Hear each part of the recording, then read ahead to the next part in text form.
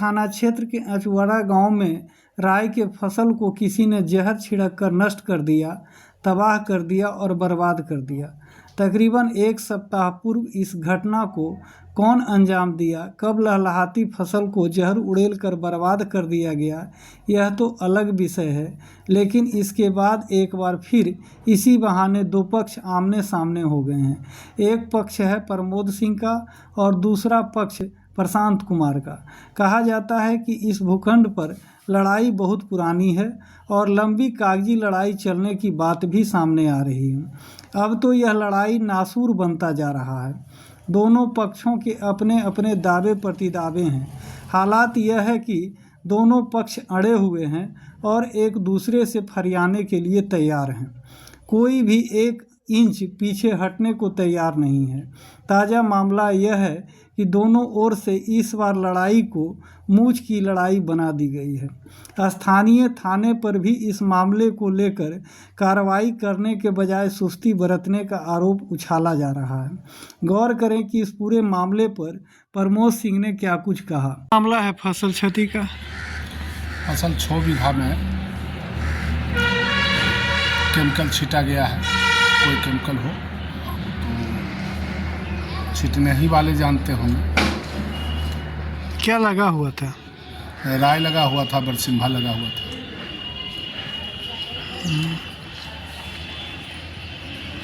तो उसके बाद क्या परिस्थिति बनी? आप थाना में शिकायत की है? शिकायत हम थाना में किए हैं, अब आवेदन दिए हैं वहाँ। और सबसे बड़ा दुखद है आवेदन देने के बाद कि बच्चा एक 10वीं में है और एक अभी 10वीं पास करके इंटर में एडमिशन करवाया है। ये दोनों नाबालिग बच्चा को नाम दिए हैं। ये कहाँ तक शोभा, कितना राजनीति है।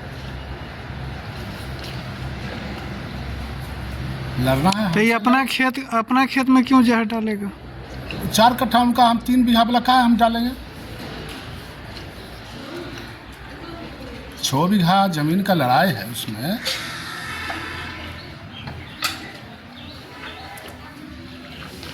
इसमें बच्चा लोग क्या कर रहा है? बच्चा मतलब कोई बच्चा कोई उसमें संलिप्तता नहीं है, कोई मतलब नहीं है उससे बच्चा को।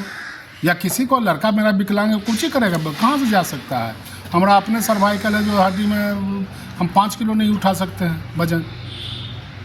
गौर करें कि इस पूरे मामले पर प्रशांत कुमार ने क्या कुछ कहा। खेत में जो है जहरीली दवा छिड़काव का मामला एक प्रकाश में आया है। पूरा मामला क्या है? मामला ये है कि वो मेरा ज़मीन है। वो ज़मीन जो है प्रमोद सिंह एक हमारे बगल के लोग हैं, उनसे ज़मीन लिखवाए हैं।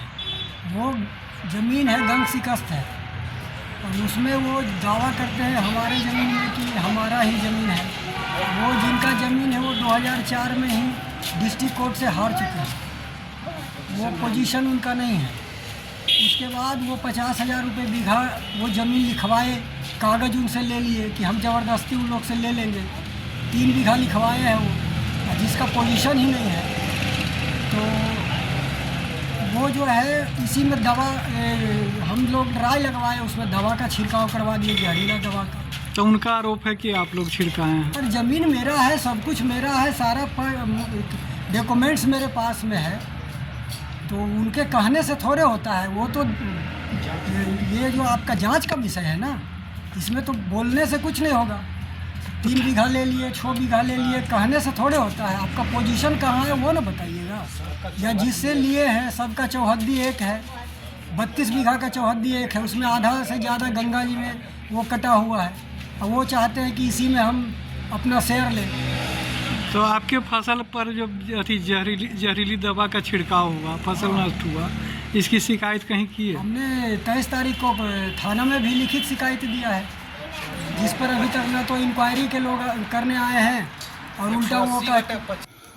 गौर करें कि सुनील कुमार नामक एक ग्रामीण ने इस पूरे मामले पर क्या कुछ कहा। हमारा बाबूजी से बड़ा सोनू बाबू से दोस्ती है। एक बार मुखिया भी बना दिलखिन हल, वहाँ तक पंचायत थले। हमारा चाचा सोनू सिंह और उनका से उनका दोस्ती रहा। तो आथी ना जमीन में बेचल तो हमरा से पूछो। हाँ तो 6 बीघा ले तक की भले तो 6 बीघा में 4 बीघा मारूसी हो गई बाबा की, आ 2 बीघा के वाला है तो 6 बीघा हो गई। तो 6 बीघा खेतवा पवंदा नकदी लगा के ज़्यादा भी धन से अम्मा के पैसवा दे देथिन आधा कि तोहर हो भाई सुबोध के दे ही, आ तोहर जे हिस्सा हो तो तो रख ली, हम अपन रख ले लियो 4 बीघा में, आ 2 बीघा तो उनका खासे हो गए। 6 बीघा के कई एक साल हम पैसा दिलिए उनका से 10-15 साल जौरे रहिए पवंदा।